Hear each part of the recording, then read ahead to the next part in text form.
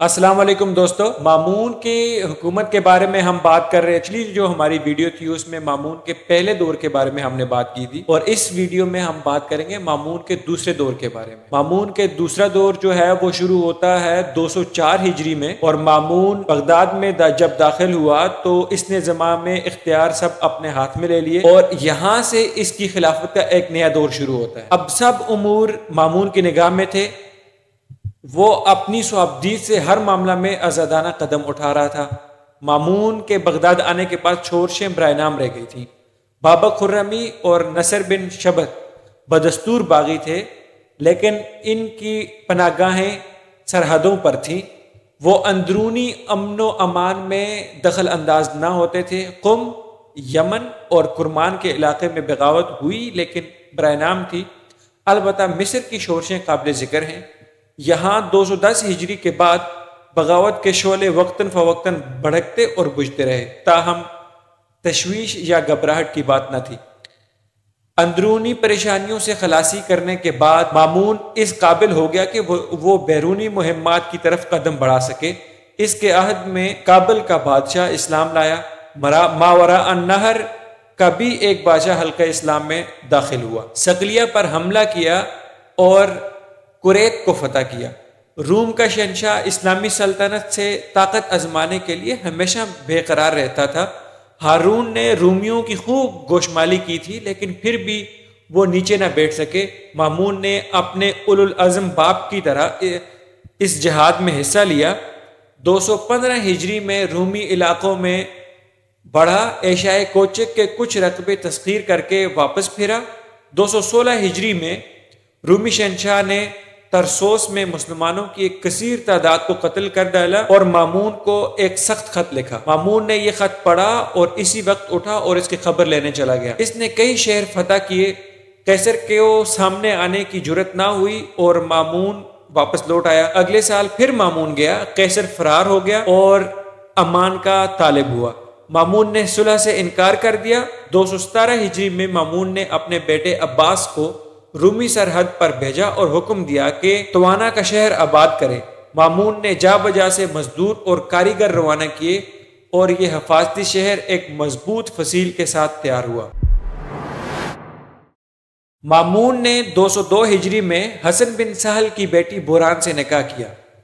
210 ہجری میں عروسی کی رسم ادا ہوئی۔ مامون اپنے امراء کے ساتھ حسن کا مہمان ہوا اور 17 دن مقیم رہا۔ حسن بن سہل نے ضیافت پر 5 کروڑ درہم خرچ کیے۔ عروسی کی شب مامون کو زرتار کی قالین پر بٹھایا گیا۔ بوران کی دادی ام فضل نے 1000 نفیس موتی نچھاور کیے۔ حسن نے کاغذ کے پرزوں پر جاگیروں کے نام لکھ کر امراء پر بکھیرے۔ جس کے پاس کاغذ کا جو پرزہ آیا، اس پر لکھی ہوئی جاگیر اس کے نام کر دی گئی۔ اس رات 40 من عنبر جلایا گیا۔ مامون کو عقائد میں بہت جستجو رہتی تھی۔ حقیقت حال تک پہنچنے کے لیے علماء میں مناظرے کراتا تھا۔ شروع میں اہل سنت والجماعت سے تھا، پھر شیعت کی طرف راغب ہوا۔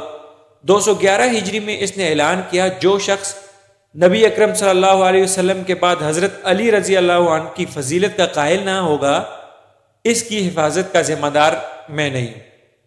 کچھ عرصہ بعد وہ معتزلہ کے دامن میں آ گیا۔ معتزلہ کے عقائد اور تاریخ کا مفصل ذکر ہم بعد میں کریں گے، یہاں صرف اتنا بتا دیں یہ گروہ اموی دور میں پیدا ہوا، لیکن عوام اور حکومت کی مخالفت کی وجہ سے محدود رہا۔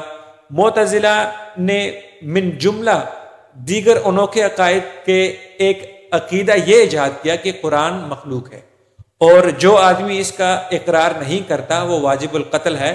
ہارون کے عہد تک ان پر کڑی پابندی تھی۔ معتزلہ کا سارا سرمایہ عقل پرستی اور علم الکلام ہی تھا، اس لیے وہ بحث آرائی اور دلیل بازی میں بہت مشتاق تھے۔ مامون کو علم الکلام اور مناظرے کی بہت لگن تھی، اس لیے وہ معتزلہ کے زیر اثر آ گیا اور ان کے عقائد قبول کر لیے۔ وہ فقط اپنے عقائد تک محدود رہتا تو کوئی حرج نہ ہوتا، لیکن بدقسمتی سے اس نے تمام امت سے مسئلہ خلق القرآن منوانے کا تہیہ کر لیا۔ اہل سنت والجماعت کے علماء ہر معاملے میں محض عقل کی پیروی کے قائل نہیں تھے، وہ اکثر مسائل میں سکوت اختیار کرتے تھے۔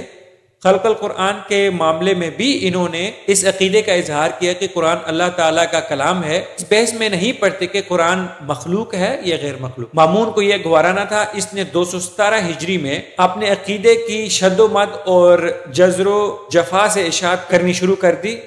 جن علماء نے ہمنوائی نہ کی انہیں پابند سلاسل کیا اور بعضوں کے گلے کٹوا دی. مامون نے بغداد کے قاضیوں اور محدثین کی طرف خصوصی دھیان دیا. ان دنوں وہ ترسوس میں تھا. اس نے بغداد کے حاکم اسحاق بن ابراہیم کو خط لکھا کہ شہر کے قاضیوں اور علماء کو بلا کر ان سے خلق القرآن کا اقرار لو. جو تسلیم نہ کرے اسے میرے پاس بھیج دو. شہر کے متعدد محدثین نے اپنے عقیدہ پر قائم رہتے ہوئے انکار کر دیا. اسحاق نے انہیں زنجیروں میں جکڑ کر ترسوس روانہ کیا. انہی ایام میں احمد بن حنبل بھی تھے. ان حق کوشوں کا قافلہ راہ میں تھا کہ مامون کی موت کی خبر آئی.